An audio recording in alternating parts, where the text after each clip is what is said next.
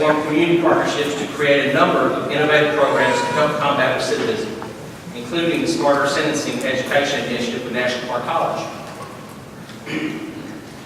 Smarter sentencing requires work toward an educational credential in addition to, or in some cases, in lieu of incarceration. How important do you believe education is in the fight against recidivism?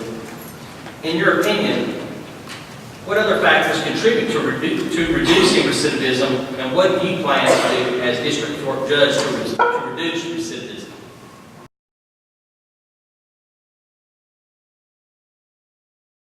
Thank you to National Park College for having us here. I think it's important that we have a forum like this where we can speak directly to you, so I'm very appreciative of that. And like being in district court, we have a very short period of time to get through a lot of material, so I'm going to move quickly as I can through this so I can answer this question completely. First, I want to be clear to everybody the difference between district court and circuit court. I get that question a lot. District court is misdemeanor court where the maximum penalty is up to a year in the county jail or a $2,500 fine or a combination of both. Circuit court is where you go to the Arkansas Department of Corrections up to life in prison or the death penalty. So there's a big difference in the two courts, and I wanted to be clear what we're talking about. We're talking about district court, so the maximum we have is up to a year. The Smarter Sentencing Education, which he referred to and was asking about, is a program through the Adult Education Program here at National Park. There is a classroom dedicated to this in the jail, so if people are in jail and they want to or have been ordered to get their GED, they can. There are also satellite offices, if you're on probation, where you can get your GED. How do I think this reduces recidivism? It's because that is one of the reasons that we see people come back over and over again into jail, is because they do not have an education. So education is one of the components that's so important. The other component is rehabilitation when you're an addict, mental treatment when you have a mental illness, and then there's also, we have another section that is for veterans where they treat those issues. So that's how we treat it. That's what I think will help reduce recidivism, is education, rehabilitation, mental health help, and what we're calling restorative justice. It's all of these things working together in district court to keep people from going through that revolving door in and out of prison. All of those things working together help reduce it.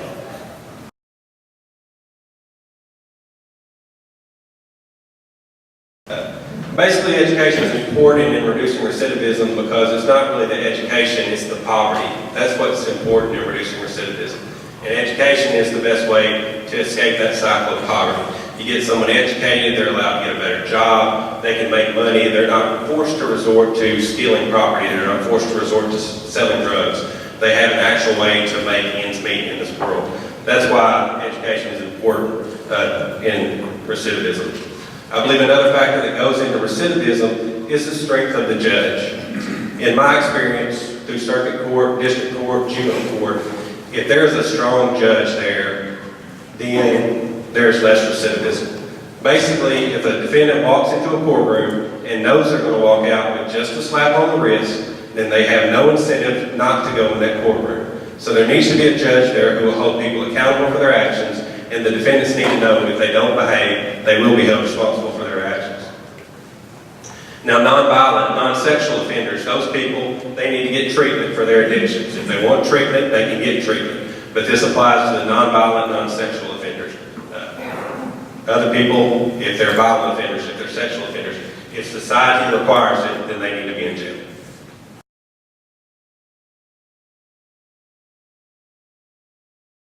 Our community has been strongly impacted by addiction and drug abuse. What is the current status of drug-related crime in Garland County, in your opinion, and do you have ideas to reduce it?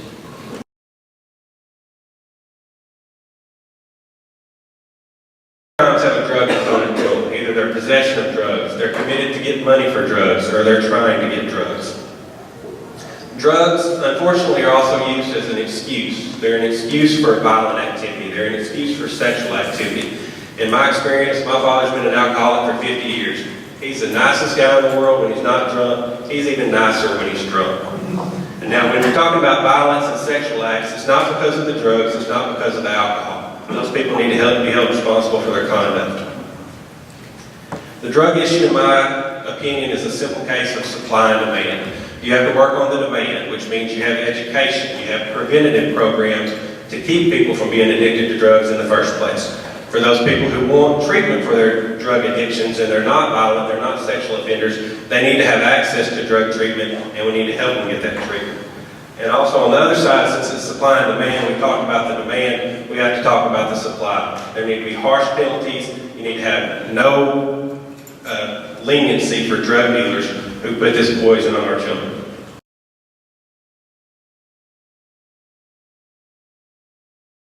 I've been down in district court for over 20 years, and I've seen the drug addiction issue that we have in Garland County increase tremendously. When I first started, I would guess that it was probably 75% of the cases that I had were drug-related. What we're looking at now is a true drug epidemic, where it's closer to 90 to 95% of all the cases we see come through district court are drug-related. There was a letter written in 2012 that was the state of the courts by Judge Ohm and Judge David Schweitzer, who called these district courts problem-solving courts. And I agree with that. District court is a problem-solving court. That's why we have drug court, DWI court, mental health court, and VA court, because we are problem-solving at this stage. So what I feel like we can do to help reduce the epidemic of drug addiction is continue these specialty courts that have proven helpful, that have proven to work. So when you have an addict that gets a DWI, you send them through DWI court, and they have to complete certain things to get their driver's license back, or to be released from DWI court. Same with drug offenses. It has been shown nationwide that restorative justice at this level is much more effective than punitive. That's not talking about felonies that are in, I'm not talking about that. At that point, you are looking at going to prison. What I'm saying is when you're in district court and you catch it early and you can make a difference in someone's life, we're problem solving at this point. We're moving 40,000 cases a year through district court. It's imperative that we look at restorative justice and not punitive at this stage.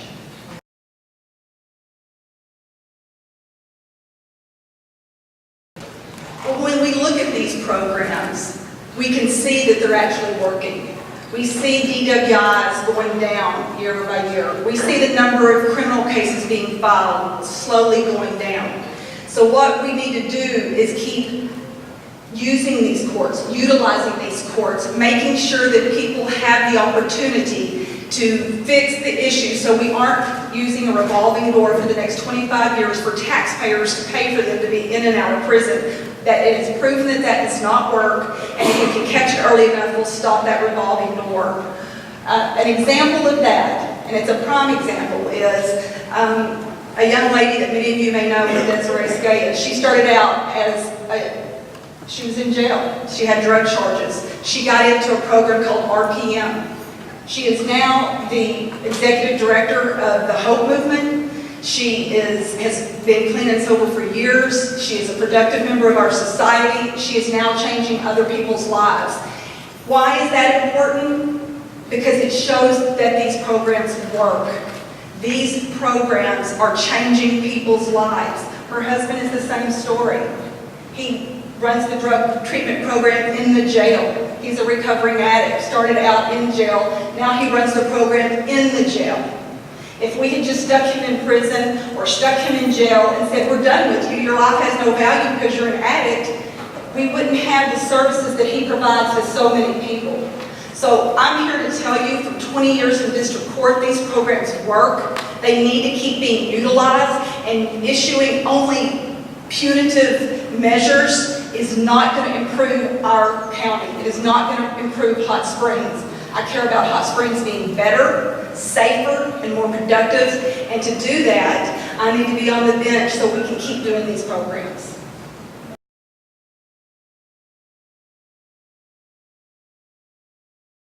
First of all, I don't believe the district court docket is that severely overloaded. We have 2 part-time judges, we have 2 part-time public defenders, and 1 prosecutor who handle the whole caseload in district court.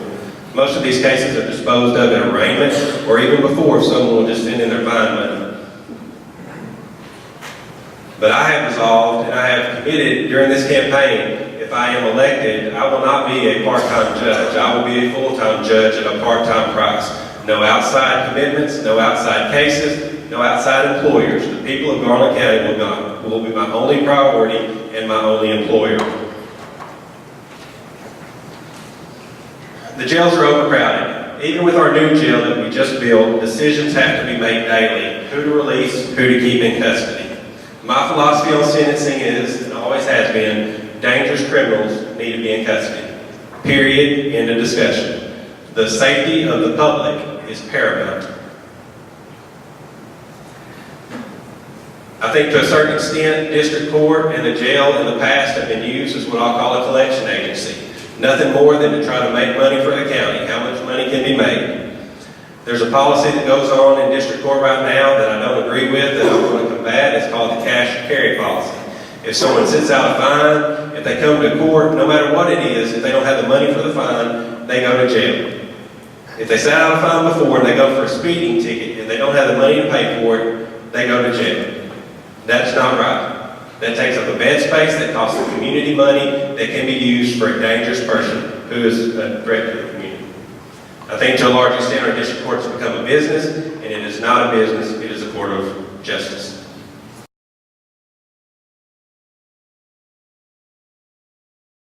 Now each camp will have 2 minutes to give closing remarks.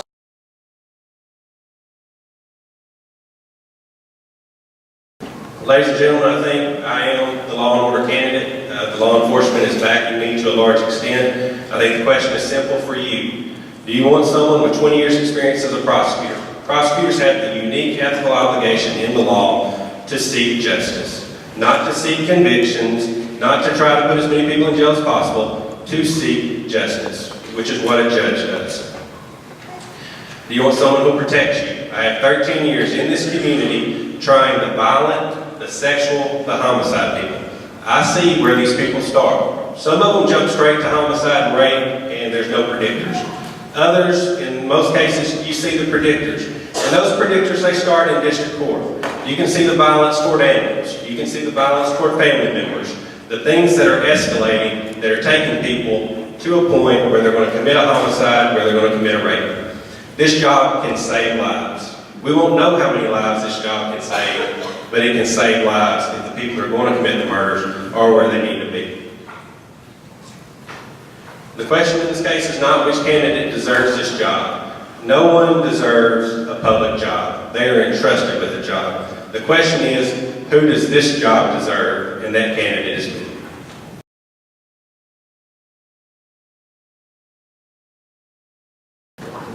I think the statement that was just made that the court is not as overly burdened as we lead on shows the fact how out of touch that my opponent is with district court. And he thinks that because he's never practiced a full week down there at all. So I'm here to tell you that we are overburdened. We do have too many cases.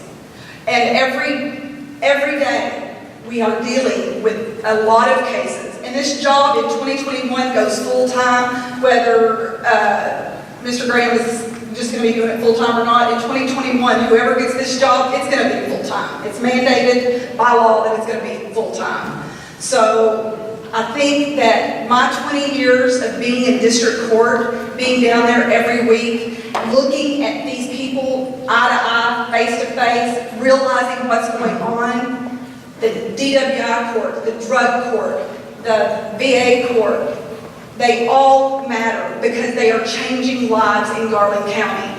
And it may not be your life, but I assure you in the 40,000 cases that come through there in a year, it's somebody you know. It may be your sister, it may be your best friend's son, it'll be somebody you know that'll come through that court.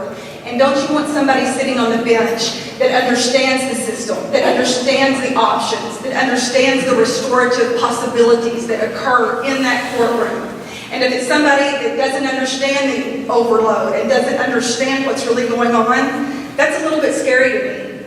And it should be a little bit scary to you. You should want someone in there, or if you think it through, you would want someone in there that knows everything that is going on in that courtroom.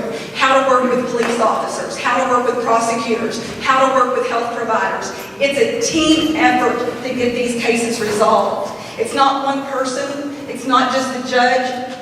A judge can't do it without being an equal participant in the process with every person there. And I think I'm the person that can do that. I work well with law enforcement, and law enforcement... Ms. Barrett, our time's up. Thank you. Let's thank both these candidates for moving.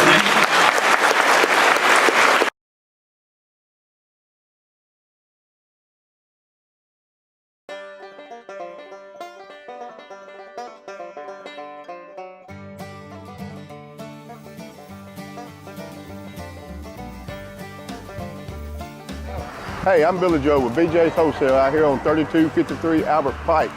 Come on out and see me. I got this little 03 Jeep Grand Cherokee, 140 on the miles, perfect ride and drive, good car. Beat anybody's price, come see me. Hey, y'all look at this, 2005 Harley Davidson. Look at all the bling bling on it, runs and drives perfect, $5,000, and you can ride it all summer long. 2009 250 Rebel, with 2,000 miles on it, ride it anywhere. Good rig, $2,000, you ride all summer. It's a 2005 Yukon XL, leather, heated seats, nav, loaded up, the right kind of rig, two-wheel drive. It has no wrongs. Come look, come see me, BJ's Wholesale for the best deal in town. Hey people, stop by BJ's Wholesale and check out this 05 Toyota Camry LE car. Clean as a pin, drive it anywhere. I'll take $3,500, best price in town. Hey y'all look at this, 2003 Mercedes-Benz C-Series, sitting on 4 brand new tires, clean as a pin, got a roof, got everything. $3,000, drive it home. Best price in town.